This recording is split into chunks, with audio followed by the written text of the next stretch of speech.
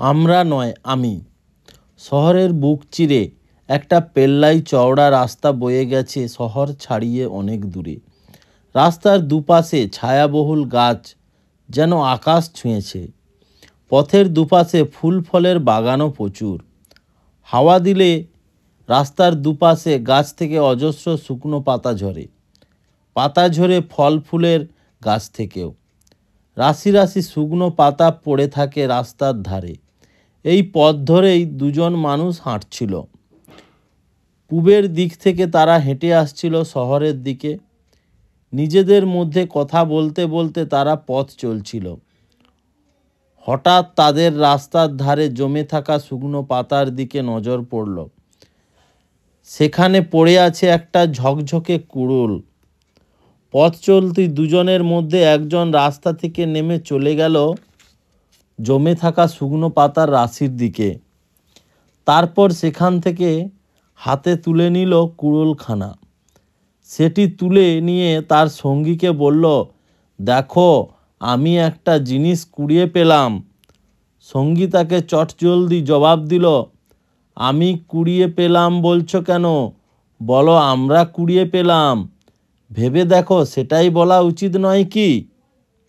যে পথচারী পথ ছেড়ে শুকনো পাতার উপর থেকে কুড়োলখানা তুলে এনেছিল সে সঙ্গীর কথার কোনো জবাব দিল না, শুধুমাত্র কাঁধটা একবার ঝাঁকিয়ে নিল। যাই হোক, আবার তারা পথ চলা শুরু করলো। একজনের হাতে কুড়িয়ে পাওয়া সেই কুড়োল। পথ চলতে চলতে এক সময় তাদের দেখা হয়ে গেল একদল লোকের সঙ্গে। পথের ধারে তারা কি যেন খুঁজছে। দেখে মনে হলো তারা কিছু বোধহয় হারিয়ে ফেলেছে। তারই সন্ধান করছে সবাই মিলে। সেই লোকেদের মধ্যে একজনের হঠাৎ চোখ পড়ল ওই দুই সঙ্গীর দিকে। দেখলো তাদের একজনের হাতে রয়েছে একখানা কুড়োল। তাদের মধ্যে কয়েকজন উত্তেজিতভাবেই ছুটে এলো, আঙুল তুলল কুড়োলটার দিকে। কুড়োলটা ধরা ছিল যার হাতে সে বলল, মনে হচ্ছে আমরা বেশ মুশকিলে পড়তে চলেছি। সঙ্গী পাল্টা জবাব দিল, আমরা নয়, তোমার অবশ্যই বলা উচিত আমি মুশকিলে পড়তে চলেছি। তো এই গল্প থেকে আমরা এই সিদ্ধান্ত নিতে পারি, বন্ধুকে পুরস্কারের ভাগ দিতে কুণ্ঠা থাকলে বিপদের ভাগও দেওয়া উচিত নয়।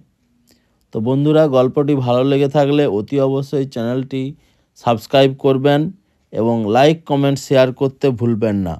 ধন্যবাদ।